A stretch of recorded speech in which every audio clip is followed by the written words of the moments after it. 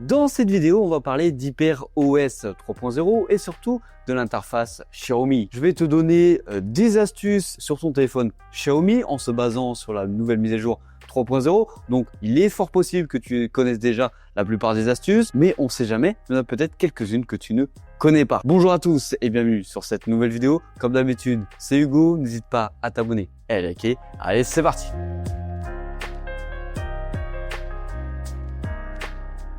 Alors comme je peux le faire déjà actuellement sur la chaîne sur les téléphones Samsung avec One UI, ici on va faire pratiquement la même chose sur les téléphones Xiaomi avec HyperOS. Il est fort probable que je te présente aussi d'autres vidéos sur d'autres astuces, par exemple sur la 100% personnaliser son téléphone Xiaomi ou d'autres astuces au quotidien sur celui-ci, par exemple sur des shorts ou d'autres. Et on va commencer directement par la première astuce, on appelle ça le Movie Lock Screen. Et tu vas me dire, c'est quoi? C'est la personnalisation de l'écran de verrouillage pour faire venir passer par exemple l'heure en profondeur avec ton fond d'écran. Alors pour réaliser cela, sur ton fond d'écran, il faut bien sûr que le sujet soit bien distinct ou qu'en tout cas l'élément dans la photo soit bien distinct. Alors pour personnaliser ton écran d'accueil comme ceci, c'est pour que l'heure passe derrière par exemple la montagne, c'est très simple. On va aller dans les paramètres du téléphone. Tu vas dans les paramètres du téléphone, tu descends et on va aller dans personnalisation. Ici, comme tu peux le voir, on a tout ce qui est fond d'écran et écran de verrouillage. Tu vas dans personnaliser, c'est ici que ça va devenir intéressant. Tu as cette petite fonctionnalité qui s'appelle profondeur. Tu vois, tu cliques dessus, ça apparaît, ça désapparaît. Et après, tu peux à côté, tu peux mettre des petits effets si tu le souhaites. Nous ici, ce qui nous intéresse, c'est l'effet de profondeur. Comment ça marche? C'est tu vas sur un fond d'écran, bien sûr, il faut un fond d'écran qui paraît compatible. Par exemple, on va aller chercher celui-ci. On va voir s'il est compatible ou pas. Tu peux voir que celui-ci, il est compatible. L'horloge, c'est très subtil, mais passe bien derrière les fleurs. Quand je clique, tu vois qu'ils apparaissent et qu'ils apparaissent pas. Petite autre démonstration sur un autre fond d'écran où ce n'est pas possible. Tu peux voir qu'il va te le dire. Là, il a dit directement que c'est pas possible et le bouton ne marche pas. En gros, tu dois avoir quelque chose au premier plan sur ton image et après avoir un arrière-plan pour que celui-ci marche. Par exemple, sélectionner ici les olives. Tu peux voir qu'il va me dire que non, alors que théoriquement ça pourrait passer, mais il trouve que c'est pas assez lisible. Deuxième astuce, c'est faire fonctionner et comment on marche Hyper Iceland. C'est clairement un îlot dynamique, c'est clairement à peu près la même chose que fait Honor ou Apple par exemple. C'est la zone autour de la caméra qui va devenir interactive selon les fonctionnalités et les applications en cours derrière. Par exemple, ton application de musique ou encore ton minuteur. Pour activer par exemple l'Hyper Iceland, ça dépend vraiment des applications. Par exemple, nous ici, on va aller sur YouTube Music, on va venir lancer une musique. On la lance et tu peux voir que maintenant elle vient apparaître tout en haut, juste ici, je sais pas si tu vois, autour de la caméra. Quand tu cliques dessus, tu peux venir interagir avec, c'est vraiment très simple, tu cliques, tu changes les musiques, etc. Et si tu as envie de la couper, hop, tu viens slider comme ceci et tu peux voir que elle a complètement disparu. Et ça marche avec multitude d'applications, notamment par exemple avec les applications natives de chez Xiaomi. Troisième astuce, comment faire des dossiers XXL sur ton écran d'accueil. Tu sais, les dossiers où tu viens rentrer plusieurs applications dedans, cette fois-ci on va pouvoir les agrandir, pouvoir directement cliquer sur l'application sans faire de touches, sans faire de clics, tout simplement en un seul clic pour l'ouvrir. Alors si tu as envie de faire un dossier XXL comme celui-ci par exemple, où tu peux venir interagir directement avec les applications sans cliquer plusieurs fois dessus. Ça marche comment? En gros, tu vas venir créer un dossier. Là, hop, on va en créer un avec toi. Hop, on met les jeux dans le dossier. Une fois que tu as mis les jeux dedans, tu vas rester appuyé dessus, modifier le dossier et tu peux voir que tu vas élargir ou XXL. Voilà, XXL c'est encore plus gros, ça met à disposition des icônes autrement. Par exemple ici on était sur large si je ne me trompe pas.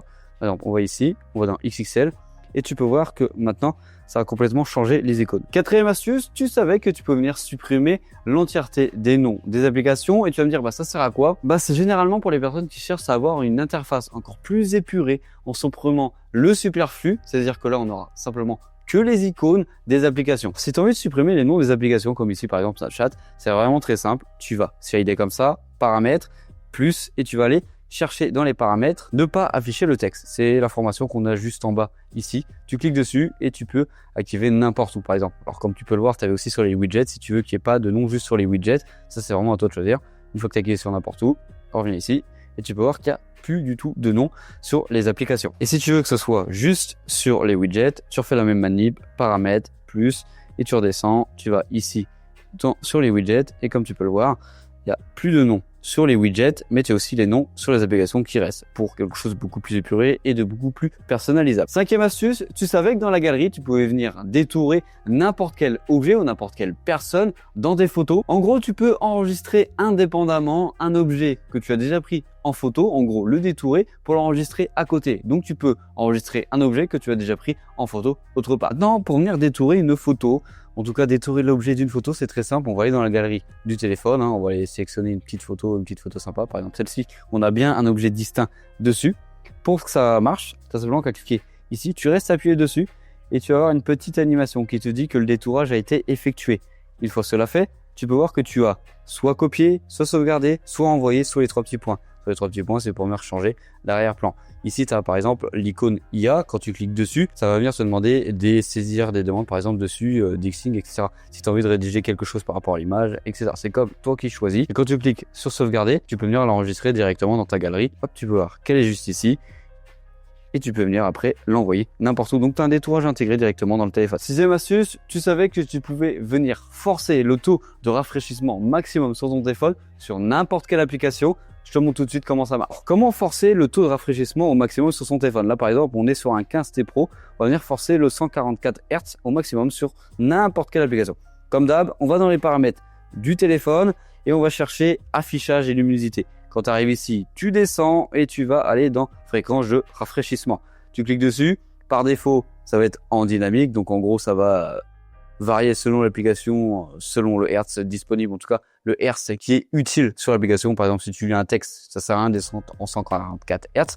Et si tu vas dans personnaliser, tu peux afficher ton écran en 144 Hz sur toutes les applications ou sur certaines applications. C'est à toi de venir choisir. Ici, tu as simplement qu'à les décocher ou non. Et comme ça, tu forces 144 Hz sur l'entièreté des applications de ton téléphone. Septième astuce, sur ton téléphone, tu as des animations. Et bien, tu savais que tu pouvais les accélérer pour avoir les animations les plus rapides. Parce qu'habituellement, je pense que la plupart des téléphones Xiaomi, l'animation, elle est mise sur lente. Alors maintenant, pour accélérer les animations sur l'écran d'accueil de ton téléphone, c'est très simple. Alors, ça va être vraiment très subtil à l'écran, mais tu vas voir quand même une petite différence et tu vas dire, ah ouais, c'est quand même un petit peu plus fluide. Tu vas faire ça comme d'hab, on va aller dans les paramètres, plus, et on va aller ici. Tu peux voir qu'on a vitesse de l'animation. Par défaut, elle est sur lente. Et tu peux venir choisir sur rapide et les vitesses d'animation seront beaucoup plus rapides sur ton téléphone. Alors c'est vraiment très subtil. Huitième astuce, on passe sur quoi? Sur une intelligence artificielle avec l'expansion des images. En gros, c'est à peu près la même fonctionnalité que tu as sur les logiciels Adobe. Tu vas venir sélectionner ta photo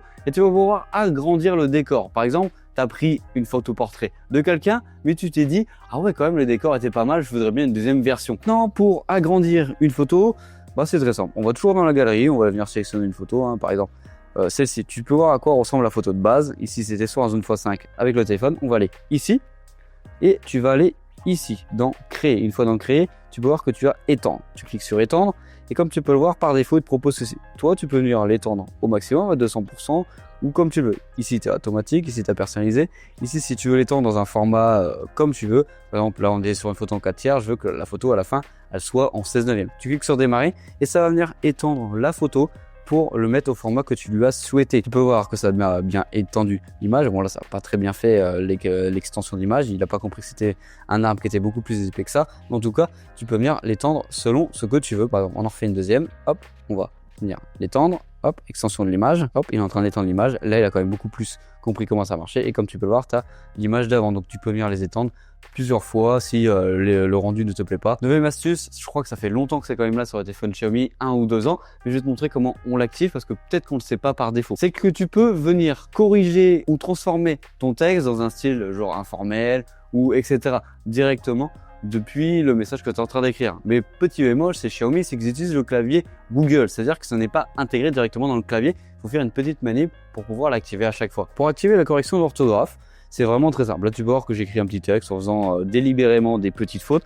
Alors, tu vas rester appuyé dessus et tu vas venir tout sélectionner. Une fois que tu as tout sélectionné, ici, tu as le petit crayon d'IA qui est souvent chez Xiaomi. Tu cliques dessus et tu as une nouvelle interface qui vient d'apparaître. Tu as soit résumé, relecture, extension, etc. Nous, ce qui nous intéresse ici, c'est relecture. Comme tu peux voir, tu as d'autres options comme ici pour peaufiner, général, professionnel, simple, etc.